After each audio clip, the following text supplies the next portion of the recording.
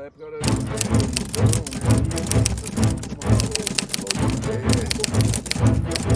aquele campo lá ficou parecendo um chiqueiro.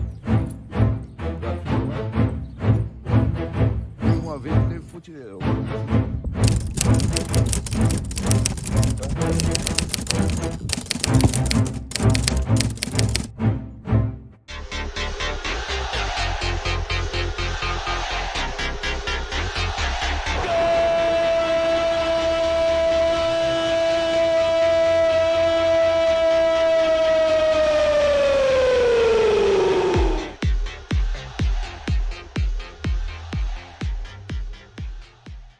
Eu praticamente comecei já na fase da adolescência, porque eu morava na zona rural, vim para a cidade com 12 anos de idade, não gostava de futebol. Depois eu comecei a acompanhar meu pai no jogo do Flórida da terceira divisão, que era realizado lá no Percy, que era o estádio, e comecei a jogar bola no Parque Infantil. Eu mudei para a Flórida em 1959, e aí comecei a me dedicar no campinho do Parque Infantil. E aí comecei a jogar bola. Aí eu tinha um rapaz chamado Robertinho, que era filho de um dentista aqui, que era o Teodoro, arrumou a camisa do Monark, e nós nunca tinha posto um uniforme no corpo. Aí foi o pontapé inicial da minha carreira como jogador de futebol. Comecei, né, nesse Monark, depois o Flórida começou a disputar a terceira divisão, aí me chamaram para participar da equipe amadora, porque a equipe profissional tem que ter uma equipe amadora para fazer preliminar de todos os jogos dentro de casa. Então aí eu comecei a jogar, aí tinha meus amigos aí que me chamaram, o Sidão, o Clarindo, o Nelson Garbelotto, esse povo todo. Foi em 63 para 64, mais ou menos. Ficou até 1967, foi quando terminou, e que aí eu fui disputar a terceira divisão para Pacaembu. Em 1967, na cidade de Mococa, onde o Quiabo morou muito tempo, e o Dito Vita. Eu era fã do Djalma Santos. Ele era meu ídolo. E eu, no Palmeiras, você sabe que no Palmeiras só jogava branco. E ele, como negrão naquela época, eu comecei a ser fã dele porque eu sou negrão também. A Copa Alta Paulista começou a existir ela em 68 pela Liga de Lucélia. Só que em 68 nós não disputamos. Fomos disputar em 69. Aí disputei 69 pelo Flórida, 70 não disputei. Eu simplesmente, foi quase no final que eu ainda peguei umas partidas, porque no começo o Djalma me levou para o Guarani de Campinas, eu fiquei um mês lá no Guarani de Campinas. Depois, em 71, já disputei aqui, o time do Flórida foi 2 vezes campeão, 72 e 91. E pelo time do Alessio em 78. O time do Alessio tinha a metade praticamente da família Alessio, e a outra parte era eu, o Borginho, e o Cirção e o Sidney, que compõe a equipe do Alessio. Quem foi para fora naquela época foi só o Carlos Alberto Garcia.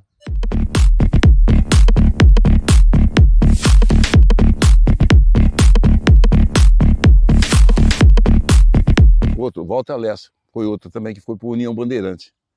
Esses foram os caras mais que saiu daqui para um time profissional, foi esses dois, que eu me lembro. O Tica já foi para o Paraná, ele disputou também um campeonato lá. O Tica também foi profissional, do time do Irati. Começou aqui, era goleiro nosso. Era o Talim, depois passou o Tica, seu goleiro nosso. O Gatãozinho era da equipe amadora do Corinthians, que fazia preliminar para o time do Corinthians quando o Corinthians jogava. Então tinha o Gatãozinho, tinha o Carlos Alberto Garcia, tinha o Ademir, que era o Mica, e tinha o Serelepe. Então, a prefeitura de Flórida pagava um motorista da prefeitura para ir lá em São Paulo e jogar, fazer preliminar no sábado, ponhava em cima de uma caminhonete com colchão, eles vinham deitados no colchão, escondido da diretoria do Corinthians, chegava aqui, ficava na casa do Carlos Alberto Garcia, no domingo jogava, e depois do jogo já levava eles de volta, porque eles tinham se apresentar no Parque São Jorge no dia seguinte. A história aqui é muitas, porque muitas vezes a gente jogou bem, jogou mal, mas dificilmente aqui a gente perdia jogo. Mas a partida mais importante que eu joguei aqui foi quando o Mariapos veio aqui no domingo de manhã, contra o Flórida. O Flórida tudo esfarelado, porque naquela época eu tinha assinado para o Mariápolis e o Freud também. O Freud era caminhoneiro. E aí o Freud não estava, o Freud tinha ido para Rondônia.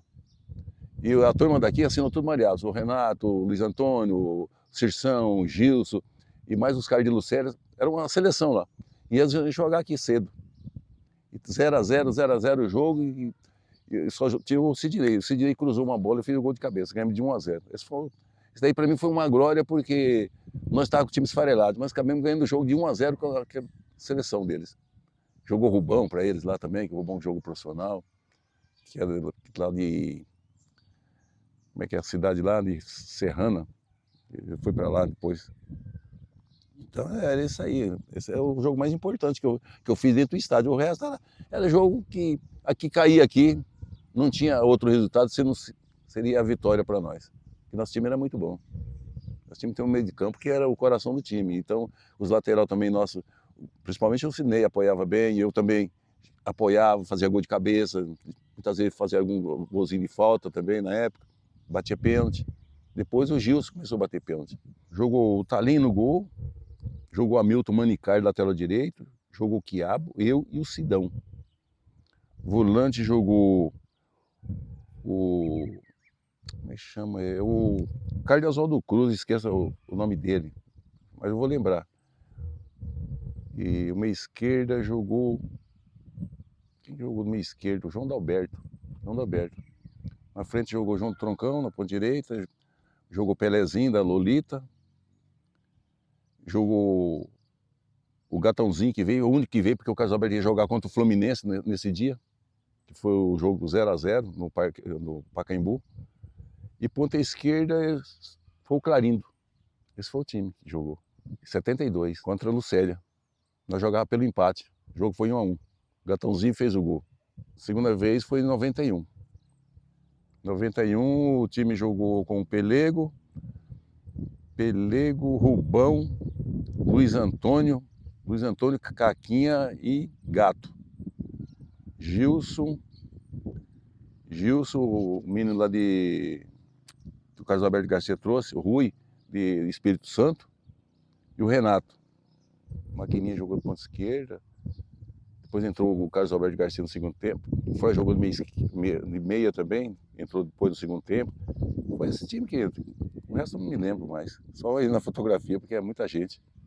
E naquela época jogou muitos caras. Eu joguei também, participei quase integral o campeonato. Depois o Caquinha veio, me afastei mais porque ele é mais novo. Uma final, deixei para ele. Mas se precisasse eu estava lá, estava trocado tudo. Eu e o Freud também. O Freud depois entrou para segurar a bola, prender a bola, porque nós jogava para ganhar o jogo. Eles jogavam pelo empate e saíram ganhando de 1x0 em Núbia. Fizeram 1x0, depois o Carlos Alberto entrou, ajeitou uma... o Nita, ponta direita. Nita da Mantina. Ele que fez o gol. Depois o Gilson fez o segundo. Aí foi campeão. Teve que ficar indo sério para tirar o nego da cadeia lá, que tacaram pedra no Afrânio e quebraram a cabeça do Afrânio com a tigre roubada. Aconteceu tudo isso aí.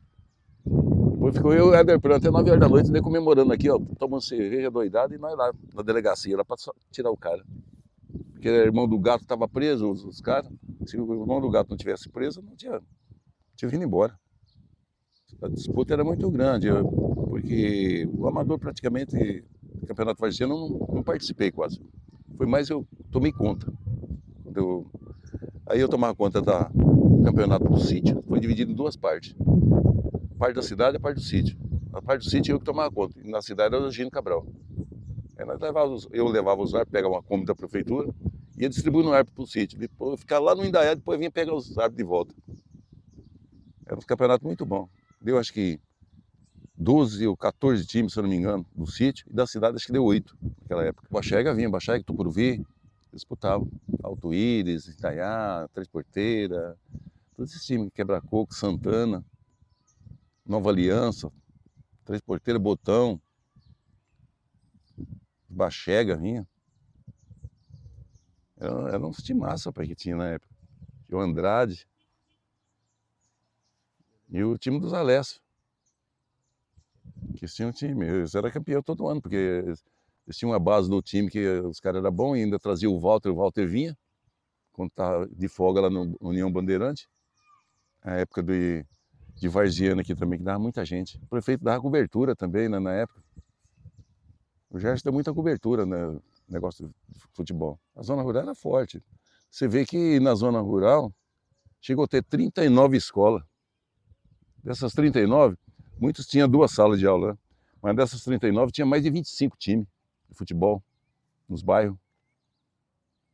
Você saía no bairro do Alesse, tinha o Alesse tinha o Mortalha, lá embaixo tinha time. Você ia para Santa Maria, tinha o Agrelo, tinha o Pau Vermelho e tinha o time lá do Sul, lá embaixo, um timinho lá que tinha. Você vai aqui na Fazenda do Banco, tinha o Tamaia. Você vinha em Capim Fino, tinha o Capim Fino, que jogava, e o Garbeloto. Você vinha para cá e tinha o Alto Íris, tinha o Fazenda São João, o Baçã, depois tinha o Perobal, tinha a Mandaguari, tinha a Nova Aliança, o Indaiá, depois tinha as Três Porteiras, tinha a Santa Elvira, Botão, Fumim, olha, rapaz. Nova Pátria tinha, que era o Serafim que tomava conta, o time do Serafim, Andrade, Baxega, todos esses times tinham. Todos esses lugares tinha escola. Sem contar o grupo escolar que tinha da primeira oitava no Alto Íris, e primeira oitava no Santo André, que tinha, lá parecia uma cidade, e no Indaiá, noroeste do Demir Carabina. Canarim, quem comandava o Canarim era o tal de Zete,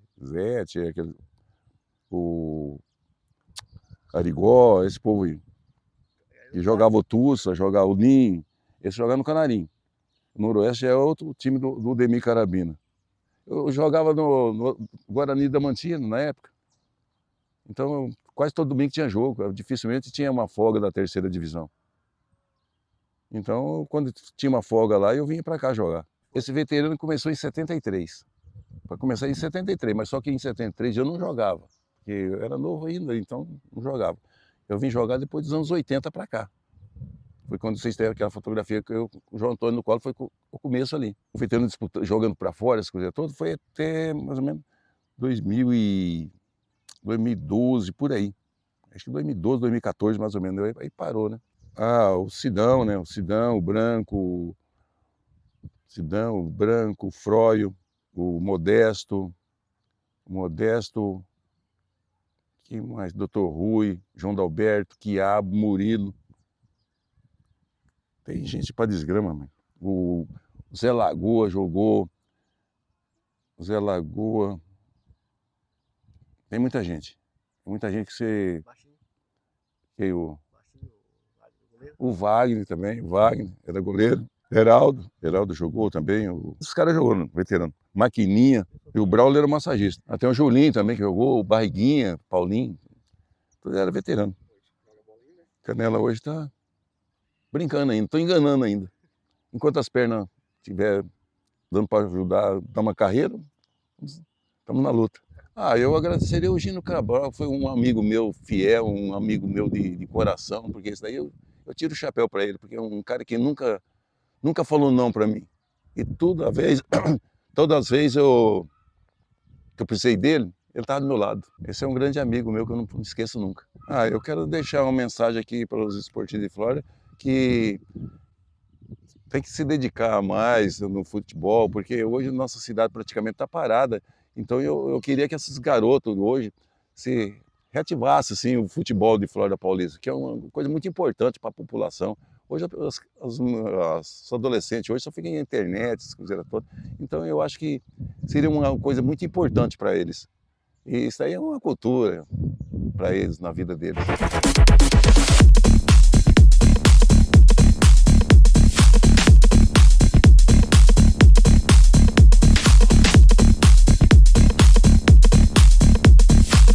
O jogador Carlos Alberto Garcia, nascido em Flórida Paulista, é o maior destaque esportivo até hoje na história da cidade, sendo o ícone esportivo floridense no futebol com destaque nacional. Carlos Alberto Garcia iniciou a carreira nas equipes de Flórida Paulista e partiu em 1968 para o Corinthians. Na equipe paulista, pôde atuar ao lado de jogadores como Rivelino e outros. Em 1973, foi campeão com a seleção brasileira de base em Cannes, na França. Ainda em 73, foi emprestado ao Tiradentes, no Piauí. Em 74, jogando no Operário de Mato Grosso do Sul. Depois foi para o Saad de São Caetano do Sul e retornou ao Corinthians, onde foi vice-campeão paulista. Em dezembro de 75, foi emprestado ao Londrina do Paraná. E em 76, foi artilheiro da equipe paranaense com 21 gols. Em 77, ainda pelo Londrina, Carlos Alberto Garcia foi destaque em jogos contra o Corinthians, Flamengo e Vasco da Gama pelo Campeonato Brasileiro. Em 78, foi para o Vasco da Gama, onde jogou ao lado de Roberto Dinamite. Depois foi para o Grêmio Maringá e retornou ao Londrina, onde foi campeão paranaense.